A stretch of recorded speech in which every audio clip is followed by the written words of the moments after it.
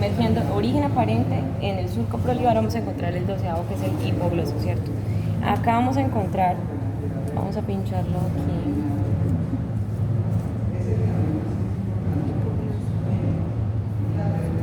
No, sería el accesorio.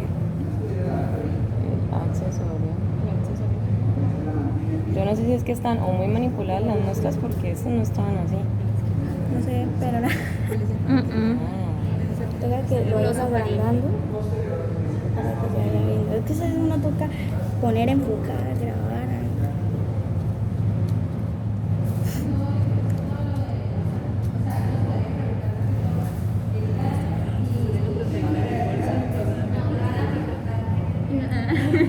¿Quiere comer? ¿De venir? Normalmente las proteínas son de venir. Estoy viendo qué hora es.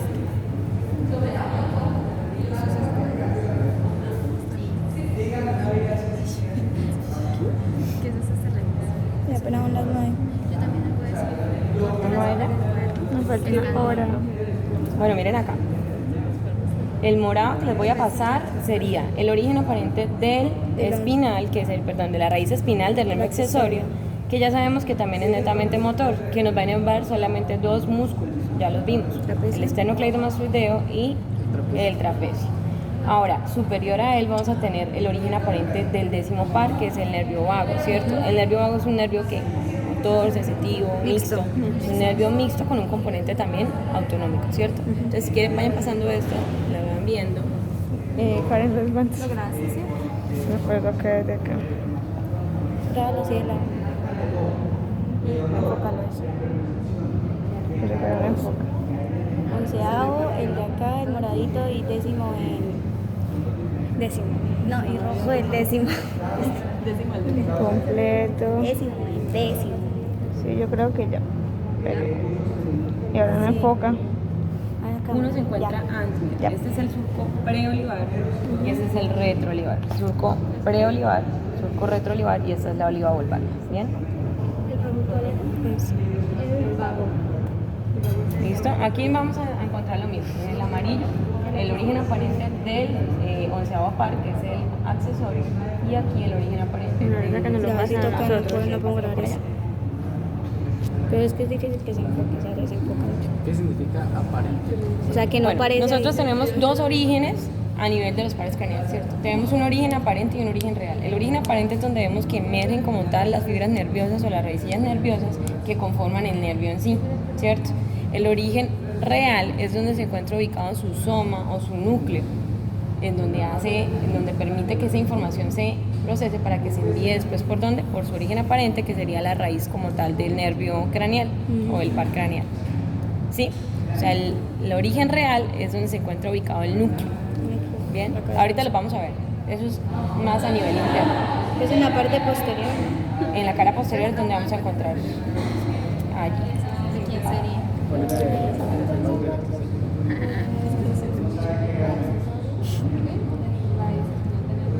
Raíz espinal del nervio accesorio sería el amarillo. Y aquí vamos a encontrar el origen aparente del 10º par, que sería el vago. ¿Listo? Que es el mixto. Ahora, miremos acá y vamos a denominar una estructura muy importante. Ya hablamos que teníamos las pirámides vulvares al lado y lado, ¿cierto? Las pirámides son importantes porque a nivel caudal ellas van a sufrir algo que se llama decusación piramidal, ¿cierto? No,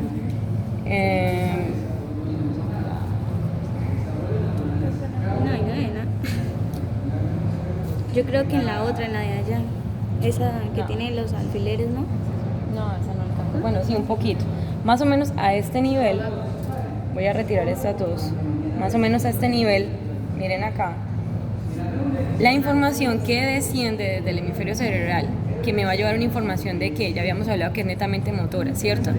Va a ir descendiendo hacia la médula espinal y ella va a llegar a un momento en donde va a realizar esto. Se decusa. Eso, ahí a ese nivel lo vamos a llamar decusación piramidal. A nivel inferior, en el bulbo raquídeo, inferior a las pirámides vulvares. En esa decusación piramidal, la información que iba del lado del hemisferio cerebral derecho se decusa al hemicuerpo, en este caso hemicuerpo izquierdo, y la información que venía o provenía desde el hemisferio cerebral derecho se decusa al hemicuerpo izquierdo. Por lo cual, entonces, ahí va una pregunta, unas preguntas que se les pueden realizar a este nivel. Acá vamos a dejar esta X aquí, listo. Si de la información que provenía del hemisferio cerebral derecho ocurriera, digamos, un accidente en un paciente y este sufriera un traumatismo cerebral antes del nivel de la acusación, antes de que hiciera esta información allí, ¿ustedes creen que ese paciente tendría una lesión del mismo lado del cuerpo en donde se presentó esa lesión, Sí. o una lesión en el lado contralateral? Del mismo lado. Porque no ha llegado a la acusación. Ajá. ¿Sí? Sí, ¿no? Pues sí te quedaron antes de la acusación. En la acusación se pasa. Y entonces delicada. después de la acusación sería ipsilateral o contralateral. Contralateral. ¿Seguros? Sí. La pregunto otra vez. Si nosotros sabemos que a este nivel y la información, vamos a enfocarlo aquí un poquitico más. Nuevamente tenemos nuestro lóbulo frontal, ¿cierto? Ujú. Lóbulo parietal, Occipital. nuestro lóbulo occipital y nuestro lóbulo temporal, ¿cierto? Más o menos el área 4, que es donde se origina Motora primaria. motora primaria, estaría más o menos a este nivel. Ujú. Más o menos a este nivel. Surco central. Área motora primaria 4. En esa área es donde se va a originar toda esa información motora que va a descender, ¿cierto? Entonces vamos a pintarlo acá bien chévere. Resulta que acá tenemos nuestro tallo Que lo grabe desde y allá. finalmente Para que tenemos nuestra médula. Alex. que está otra. Listo. ¿Está sucia? ¿Está sucia? Pero igual. O no, pues ya lo sientes. ¿Listo? Algo así. Bien, la información ya se procesó ahí en el área motora primaria 4, que es de donde va a descender hasta llegar a la médula espinal, a un segmento de la médula espinal para cumplir una información. Digamos que en el plexo braquial para llevar una información de movimiento de miembro superior. Bien, ahora esa información empieza a descender, va a transcurrir a nivel de las pirámides vulvares y antes de la decusación, que es acá donde va a colocar el alfiler, coloquémoslo acá. Hubo una lesión. ¿A nivel de la acusación? Antes de la acusación hubo una lesión. En el paciente número 1. En el paciente número 2 sufrió una lesión después de la acusación piramidal. ¿Qué esperaríamos encontrar en el paciente número 1 y en el paciente número 2? Otro paciente, el número 3, tuvo una lesión en todo el nivel de la acusación. Entonces, empecemos por ahí. Resulta que el paciente que tuvo una lesión en todo el nivel de esa acusación, en toda la mitad de esa cruz, ¿ustedes qué creen que le pasó? Que esa información motora a nivel corporal, ¿cómo se ve representada? Él va a tener una inmovilidad, deficiencia. alteración del movimiento de sus 4 extremidades, ¿cierto? Eso se llama cuadriparesia espástica. ¿Cuadriplegia? Cuadriplegia o cuadriparesia espástica. Cuando hablamos de plegia, ese sufijo plegia nos lleva a pensar que no hay nada de movimiento, ¿cierto? Cuando hablamos de paresia, ya hablamos de que hay algo, pero no totalmente, ¿bien? O sea, una alteración. Una cuadriplegia espástica sería una alteración total del movimiento en sus 4 extremidades. Ustedes habrán visto por ahí algunos pacientes así, o habrán visto una cuadriplegia espástica, que es esa disminución, perdón, una cuadriparesia espástica, que es la alteración del movimiento en sus 4 extremidades, pero con algo de movimiento. Esa persona que lo tuvo ahí en toda esa mitad de la X va a tener eso, la alteración de las 4 extremidades, los miembros superiores y los miembros inferiores. Ahora, volvamos al paciente número 1. Antes de la decusación, él ya sabía que se iba a cruzar. Esa área motora primaria 4 de este hemisferio cerebral, que es el ¿cuál? El derecho. Finalmente iba a terminar ¿dónde? En el hemicuerpo izquierdo, ¿cierto? Y esa información ya sabía que se iba a cruzar ¿a dónde? Al hemicuerpo izquierdo, a nivel de las pirámides vulvares. Entonces, una lesión que hubiese antes del nivel de la decusación, ¿qué pasaría? Sería contralateral o ipsilateral, sería contralateral. Ahora, vamos al paciente número 2. Ese paciente se lesionó a nivel inferior, puede ser después de la decusación o inclusive en la médula espinal. ¿Dónde iba esa información? Ya se había cruzado y él ya sabía para dónde iba. ¿Ya iba en dónde? Ya estaba en el hemicuerpo izquierdo. ¿Dónde se va a ver afectada la lesión? En el hemicuerpo izquierdo. ¿Sí me hago entender más o menos? Sí. Entonces, otra vez. Si la información de mi hemisferio cerebral derecho, que es este, se iba a ver representada después de la decusación piramidal, él ya sabía que esa información se iba a ver representada en el hemicuerpo izquierdo. Si yo tuviera una lesión inferior a nivel de médula, él ya se cruzó. Ya sabía que la información se iba a representar en el hemicuerpo izquierdo. Venía del hemisferio cerebral derecho, pero se decusó y la información se representa en el hemicuerpo izquierdo. Por lo cual, una lesión inferior, donde ya se había cruzado o decusado esa información, se va a representar en el hemicuerpo izquierdo, es decir, ipsilateral. La lesión sería ipsilateral. Mientras que una lesión antes del nivel de la decusación piramidal sería representada en el hemicuerpo contralateral. ¿Y cómo le vamos a llamar a eso? A este personaje el paciente número 3 le denominamos cuadriparesia y cuadriplegia. Bien, a los otros dos pacientes los vamos a denominar hemiparesia o hemiplegia. Hemiplegia espástica o hemiparesia espástica. Bien, hemi porque es de un solo lado del cuerpo. ¿A ambos? A ambos, sí. Solamente que una tiene el apellido contralateral y el otro tiene el apellido ipsilateral. Contralateral antes del nivel de la decusación, ipsilateral después del nivel de la decusación. ¿Sí queda claro eso? Sí. ¿Por qué? Bien, muy bien. Entonces, una de las preguntas puede ser esa misma, no solamente la identificación de las pirámides, sino qué vía pasa por acá, qué información lleva, una lesión antes de este nivel, qué podría ocurrir, una lesión después de este nivel, qué podría ocurrir. Entonces, eso ya lo acabamos de mencionar. Bien.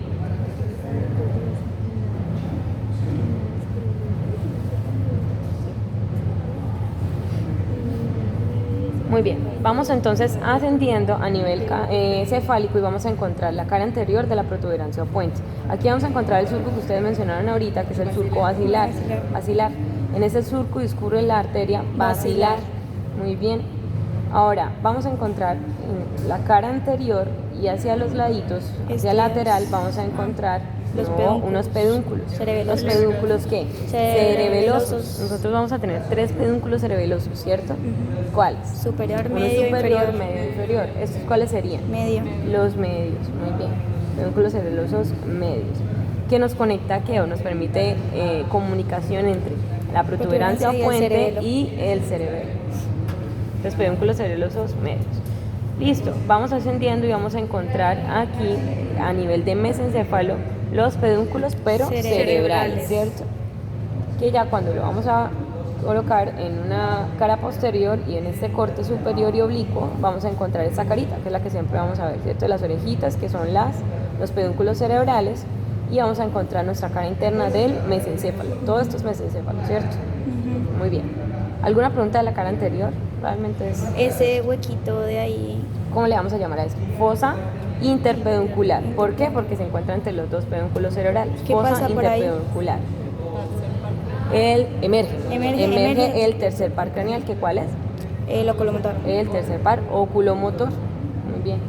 ¿Oculomotor común o motor ocular? Eso. Muy bien. ¿Cómo le vamos a denominar a este surco que se encuentra entre el bulbo y la protuberancia? Bulbo protuberancial. Importante también para el origen aparente de otros nervios craneales. Ahorita ya vemos todos los nervios, ¿vale? Para poderlos identificar bien. Surco bulbo protuberancial. Muy bien.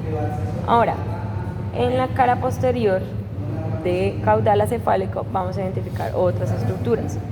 Muy bien. De caudal vamos a ir encontrando unos fascículos, unos tubérculos, mírenlos acá, ya yo se los voy a pasar, que son como unos pequeños ensanchamientos al lado y lado del surco medio posterior. Bien, tubérculos a nivel medial de gráciles y a nivel lateral de cuneatus. Yo vi en unos videos cuneatus y cuneiformes o cenicientos. ¿Es lo mismo? ¿Qué? Cuneatus o cuneiforme es la misma. Sí, y ceniciento es el trigeminal, ¿no? Eso es el de, sí, cinerium, tubérculo ceniciento es el que tratan como el trigeminal, que sería más lateral. Sí. ¿Ahí se ve? A este nivel lateral. ¿Listo? Vamos a enfocarnos entonces primero en los tubérculos, los mediales, que serían el tubérculo de grácil, y tubérculo de cuneatus o cuneiforme, que serían los laterales, ¿cierto? ¿Por qué son importantes estos tubérculos? Recuerden que la información sensitiva va por la cara posterior. Entonces ya habíamos hablado que nuestra primera neurona se encuentra ubicada en el ganglio de la raíz posterior para todas las vías sensitivas o aferentes. Bien, entonces esa vía va a ascender y ella va a ascender hasta llegar a los tubérculos de grácil o de cuneatus para hacer ¿qué? Para hacer sinapsis. Allí vamos a encontrar la segunda neurona. La primera neurona se encuentra en el ganglio de la raíz posterior. La segunda neurona la vamos a encontrar allí, en el tubérculo de grácil o tubérculo de cuneatus. ¿Qué tipo de información asciende por estos fascículos? Sensitiva. Sí, ya sabemos que es sensitiva, pero específicamente, ¿cuál información nos llega? Miembros superiores e inferiores. ¿Cuál? Miembros superiores e inferiores. No. Pero- ¿Qué información sensitiva lleva? De propiocepción. La información, exactamente. Propiocepción consciente, tacto discriminativo y vibración. Ujú. Propiocepción consciente, tacto discriminativo Ok, y y vibración. vibración. ¿Ustedes saben qué es la propiocepción consciente? Sí, que ¿Qué? saber el espacio de las extremidades. Poder discriminar dónde está ubicada espacialmente los segmentos corporales, ¿sí? Las articulaciones, los segmentos corporales. Esa es la propiocepción consciente. La vibración, pues, esa información sensitiva de vibración, y el tacto discriminativo, ¿saben a qué hace referencia? A que tú tocas sin ver y sabes qué es lo que es. ¿Qué es lo ¿Está que es? viendo? Sí, se reconoce, ¿no? Sin tener que mirar. Sin tener que ambos, todo es propiocepción, vibración y Sin mirar. sin mirar, es con sin aferencia visual, ¿sí? Pero el tacto discriminativo es que podamos diferenciar dos puntos que simultáneamente se le están estimulando sin aferencia visual y que podamos identificar que hay dos puntos simultáneamente. Eso es la discriminación, que pueda yo discriminar que hay dos puntos en el momento estimulándome, pero que yo los pueda discriminar. Pero ¿Bien? si se encuentran en el mismo dermatoma, entonces no se siente. Tiene que ser una distancia no mayor de 5 milímetros para que yo lo pueda Diferenciar. Bien, entonces nuevamente, si yo colocara los alfileres acá y acá vamos a encontrar, yo los voy a quitar y miren ustedes bien acá, pásenlo ahí. Estos serían los tubérculos de grasa. Allí se ven esas dos bolitas chiquiticas y ahí es donde voy a encontrar la segunda neurona. Bien. Ahí no se ven los Entonces, allí fascículos. yo les puedo colocar los fascículos están abajo. Ok. Entonces allí yo les puedo colocar información que asciende a este nivel. Bien. O tipo de información. Ustedes pueden colocar sensitiva, pero se les va a pedir que sean más específicos, entonces deben colocar vibración, propiocepción consciente y tacto discriminativo. Ahora, ¿qué se les puede colocar? ¿Qué vías a este nivel? Entonces ya ustedes pueden colocar fascículo de gracilis y cuneatus o vía de gracilis y cuneatus, ¿bien? O de grácil en este nivel porque estamos señalando específicamente es el tubérculo de grácil. La tercera neurona quedaría en el tálamo. La tercera neurona, ¿dónde está ubicada esa vía? ¿En el tálamo? Sí, en un núcleo, en el núcleo ventral posterolateral del tálamo, que es donde hace nuevamente sinapsis. Esta vía hace sinapsis 2 veces, allí donde tengamos ubicados los alfileres y en el núcleo ventral posterolateral del tálamo. Bien, ella finalmente va a terminar En las su áreas. vía en las áreas 3, 1 y 2, que son Somatosensoriales primarias. que son la somatosensorial primaria, bien, áreas 3, 1 y 2. Entonces, a diferencia de la corticoespinal que ella iniciaba en el área motora primaria 4, la sensitiva de grácil y cuneatus va a terminar en las áreas 3, 1 y 2 de un hemisferio cerebral, bien, y allí es donde se va a interpretar esa información que ascendió, bien. La segunda sinapsis la vamos a encontrar en la tercera neurona, que se encuentra en el núcleo ventral posterolateral del tálamo a nivel interno, bien. Ok.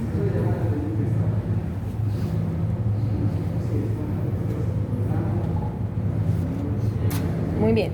Entonces, los fascículos que me preguntaba ahorita, doctora Camila, ¿cierto? No. ¿Cómo es su nombre? Angie. Angie. Los vamos a encontrar a nivel caudal de los tubérculos. O sea, los vamos a encontrar más caudal. El fascículo de grácil y fascículo de cuneatus lateral. Bien. Cuando él asciende, vamos a encontrar los tubérculos. Y esa era la pregunta que me hacía ahorita Angie. ¿Dónde encontramos los fascículos? Caudal. ¿Por qué? Porque los fascículos ascienden desde los cordones posteriores de la médula espinal y ellos van ascendiendo hasta hacer la sinapsis en los tubérculos. ¿Bien? Muy bien. Ahora, aquí vamos a encontrar una estructura muy importante de diferenciar, que es esta forma de rombito. La fosa La romboidea. fosa Está romboidea. como Miremoslo acá. feito. Aquí la vamos a encontrar completa. la fosa romboidea, porque tiene esa formita de rombo. Bien. ¿Por qué es importante esta fosa? Porque allí vamos a encontrar ese origen real del que se estaba hablando ahorita, de unos pares craneales. Ese origen real es donde se va a encontrar el núcleo del par craneal, de cada par craneal, del que vamos a ir mencionando. Muy bien, entonces, vamos a dividir esta fosa en dos, ¿sí? Vamos a encontrar que a nivel inferior vamos a encontrar dos trígonos, más o menos algo así. Del vago y el hipogloso. Vamos a encontrar un trígono del vago, que sería el rojito, y el rosadito, que sería el trígono del hipogloso. ¿A qué hace referencia un trígono? A una especie de triángulo, que por eso yo lo divido así, para que lo podamos ver mejor. ¿Bien? Trígono del vago y trígono del hipogloso. ¿En qué voy a encontrar yo allí inmerso, intrínsecamente? Los núcleos. En el trígono del vago voy a encontrar un núcleo que sería el núcleo dorsal del vago. Y en el trígono del hipogloso voy a encontrar el motor del hipogloso. Ya sabemos que el hipogloso es netamente motor para la musculatura intrínseca de la lengua. Bien. Ahora, vamos ascendiendo y vamos a encontrar, déjame ver aquí, otros dos, como unos dos ensanchamientos, no sé si lo miren bien acá, son como dos bolitas. Ahora en su imaginación. Miren acá. ¿Sí las ven? No. Pues digamos que hay dos bolas. Allí se ve, miren, vamos en un trayecto recto y acá hay unas dos formitas como especie de bolitas que vamos a denominar colículos. Los colículos, que ya vamos a ver otras especies de colículos, siempre que mencionemos la palabra colículo es una forma como circular, como ensanchamiento, como protuberancial, o sea que se ensancha, que se puede notar, que se puede relucir. Entonces vamos a ver acá este tipo de ensanchamiento que es el colículo facial. Colículo facial. El colículo facial es importante porque allí vamos a encontrar la emergencia del nervio de dos pares craneales. La emergencia que el origen real de dos pares craneales. Es decir, que ayer vamos a encontrar. Qué pena, yo creo que Se ve más, ¿verdad?